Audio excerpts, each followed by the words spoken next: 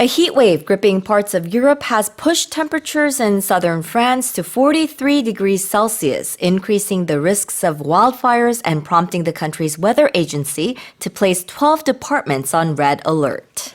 최악의 폭염이 유럽 곳곳을 강타한 가운데 프랑스 남부에서는 기온이 섭씨 43도까지 오르면서 산불 위험이 증가하자 프랑스 기상청이 12개 지역에 폭염 적색 경보를 발령했습니다. 누가 이제 프랑스 갔다 왔다 그러면은 좋았겠다 이런 말 하는데 요즘은 더웠겠다. 이런 말부터 나와요. Yeah, so it's a severe heat wave that's gripping Europe. It's pushed temperatures to 43 degrees Celsius in southern France, and it's fueling wildfire risks from wine country to the Balkans. And as we mentioned, France has placed 12 departments on its highest red heat alert, with more than 40 others on orange, as records fell in cities like Bordeaux and Cognac. And in the wine region, they say hundreds of firefighters are still monitoring hotspots from a massive blaze that scorched 16,000 hectares last week. In other regions, Bulgaria is battling nearly 200 fires, including major outbreaks along its borders with Greece and Turkey. Hungary saw record weekend temperatures, and scientists are warning that Europe is warming nearly twice the global average, with 2025 on track to be among the hottest years on record. In the UK, a fourth summer heat wave is expected to peak at 33 degrees Celsius in London, with health alerts in place for vulnerable residents. Wow. So it is said that Europe is becoming the world's fastest warming continent. Yes. Okay. So a heat wave has pushed temperatures in southern France to 43 degrees Celsius. Yeah. Pushed temperatures. Right. If you push something, in this case, it means that you're pushing it up. So you're making the temperatures go up. You're making it become hotter. 그러니까 기온을 상승시키다. 그러니까 어떤 더위가 그러니까 이 heat wave라고 하는 것이 결국 온도를 상승시켰다. 뭐 당연한 얘기긴 하지만 이걸 이제 묘사함에 있어서 pushed temperatures to 뭐 몇몇 도까지 이렇게 말하고 있습니다. Yeah. Push temperatures in southern France to 43 degrees Celsius. That's pretty high. 43 is high. I've experienced, I think Seoul even went up to Yes, nearly I was 40 gonna say. degrees, right? But 40 degrees, I think, without humidity is bearable. But it's only bearable when it dips down, when the temperatures dip down to like 20 something, something in the 20s, like the day after or so. But when it remains at about 40 degrees, it's quite unbearable.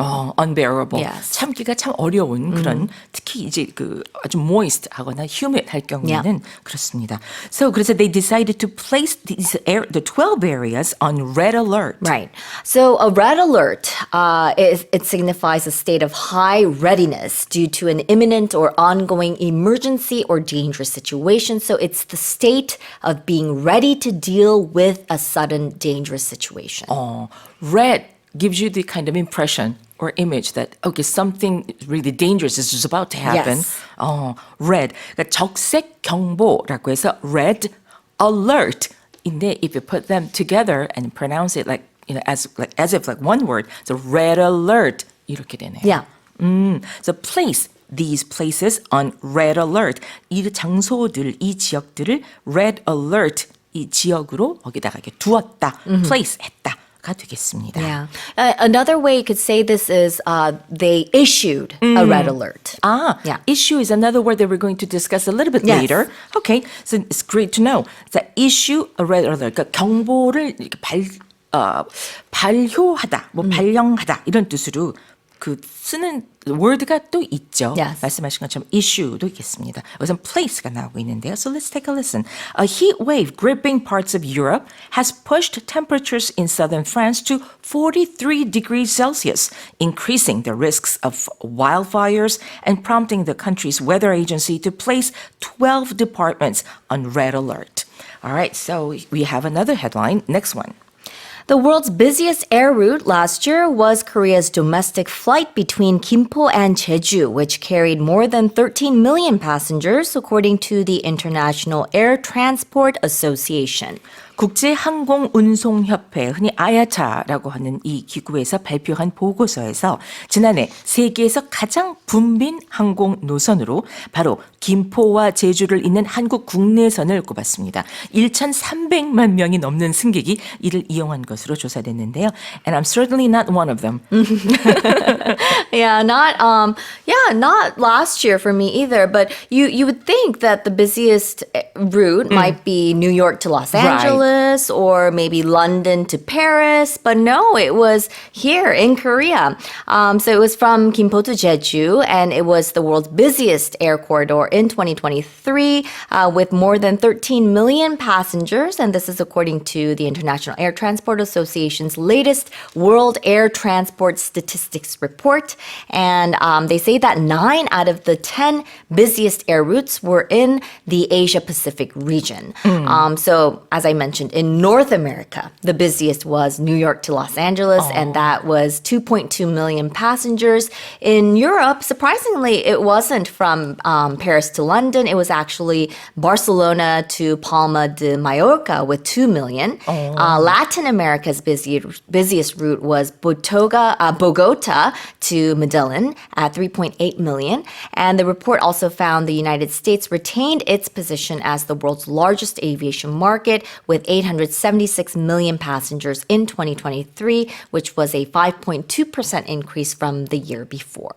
So we're talking about 13 million passengers, which is, there's no game really, no match. Compared to 2.2, did you say, in the U.S.? Yeah. That's New York to Los Angeles. 네. 김포와 제주 is an island, of course. Yes. Of course, you can take a ferry and you can take a boat. Yeah. But still, You most can't people drive use, to Jeju. Of course. Yeah. 그러니까. But you can drive from New York to Los Angeles. Exactly. 그러니까 뭐 다른 방법도 있으니까 또 그렇겠지만 한국은 제주도를 가기 위해서는 대부분 비행기를 이용을 하시죠. Yeah. 배로 가는 경우도 있긴 있는데. And I would say it's cheaper. It's cheap to fly from Jeju to Gimpo.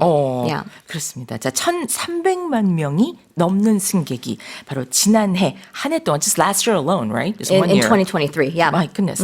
In 2023. So that was 2 years ago. Yes. 아, 이 2023년에 Yeah. 이렇게 많은 승객이 제주와 김포를 잇는 김포와 제주를 잇는 한국 국내선을 이용했다고 합니다. Yeah. 그래서 the world's busiest air route라고 말할 만하네요. Air Yes. route, 항공 노선이란 말이 되겠죠. Yeah. So it's not international, it's domestic, right? It's, yes. 그렇습니다. So shall I just move on and read the story again? Or Yeah. if you'd like to discuss a little more about the expressions. Sure. So air route is the route. I think we pronounce it differently in different countries, but route or route, it can be pronounced both ways. But air route or air route, it's the designated path that an airplane or an aircraft would follow when traveling between specific locations in the sky or on the ground or different cities. And domestic would be referring to something that exists or occurs inside a particular country. So it would be something that's not foreign or international. 저 국내라고 할 때 domestic 얘기하고 있습니다. Okay, so here's the story once again. The world's busiest air route last year was Korea's domestic flight between Gimpo and Jeju, which carried more than 13 million passengers, according to the International Air Transport Association. All right, so let's move on to the final headline. The final headline. The U.S. has begun issuing a commemorative 25-cent coin bearing the image of Stacey Park Milburn, a Korean-American activist for disability rights. 미국에서 한국계 여성 장애인 인권 운동가인 스테이시 박 밀번의 그 활동을 기념하면서 그녀의 모습을 새겨넣은 25센트 동전이 발행됐습니다. It's a huge deal. It is a huge deal. So it's the quarter that we're talking about. Yes. It's a commemorative quarter, and it honors Korean-American disability rights activist Stacey Park Milburn, and it makes her the first person of Korean origin to appear on U.S. currency. So this was issued on August 11th under the American Women Quarters program, and the coin depicts Milburn in her electric wheelchair addressing a crowd. She was born in 1987 to a Korean mother and a U.S. military father, and Milburn lived with congenital muscular muscular dystrophy, and she became an influential advocate for disability justice, founding the Disability Justice Culture Club in California. And she worked to champion the rights of people of color, immigrants, LGBTQ plus individuals, and the homeless. And Milburn, whose Korean name was Park Ji-hye, is the 19th honoree in the program, which recognizes trailblazing American women in various fields. She passed away in 2020 at the age of 33. Oh, that's sad. Yes. Ah, okay. So she started out this sort of activity at the age of 16. That's quite Yeah, young. she was very young. So she is a trailblazer. 트레일블레이저 그렇습니다. 어떤 그 선봉자고 어떤 이제 처음으로 시작한 어떤 그런 길을 닦은 그런 사람이다라고 할 때 trailblazer라는 말을 하게 되죠. 선봉에 서서 어떤 걸 닦아냈다라고 할 때. 자, 지금 캐런 선생님과 함께하고 있습니다. 스테이시 파크 밀번 그렇군요. 불과 32살 나이에 33살 나이에 이 세상을 떴다고 하지만 but her achievements and her hard work still lives on. 네. 자, 그래서 they decided to issue this commemorative coin. 아까 우리가 그 place라는 말을 했었는데 place였나요? 그죠? Place these areas on red Yes, alert 얘기하면서. So we were talking about that expression red alert or the phrase. So you can also say issue the red alert, right? Right. So they also issued this coin, a commemorative coin, right? So it was created or made in honor or to celebrate this particular occasion or this particular person.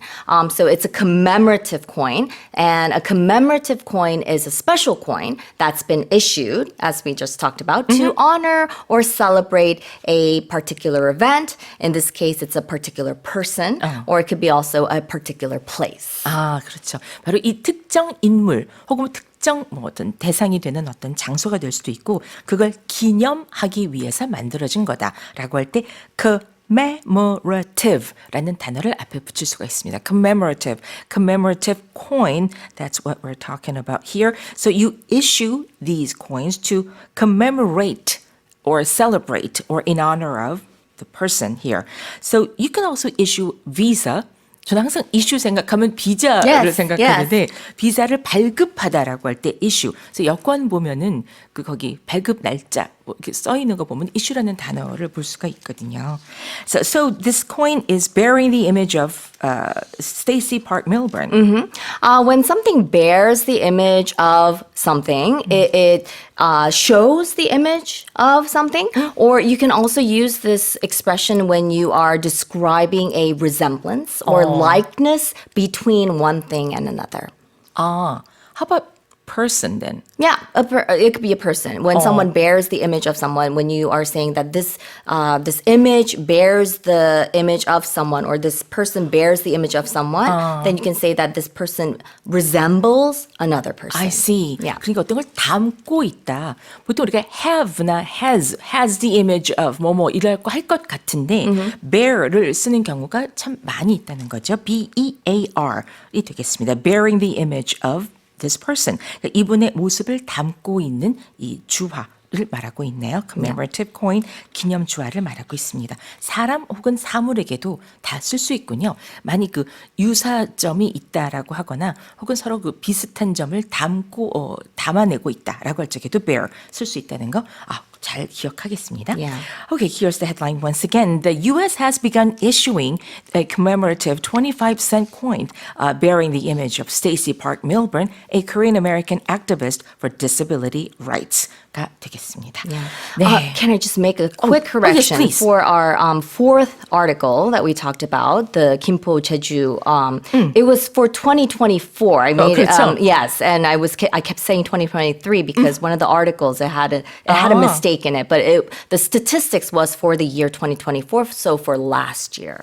So this is last year. Yes, 바로 last 작년에 어떤 기록이 되겠군요. Yes. 가장 the business route 얘기할 때 air route 얘기했었는데 알겠습니다. 자, 우리 뉴스캐스터 캐런과 함께 오늘 headlines 자세히 살펴봤습니다.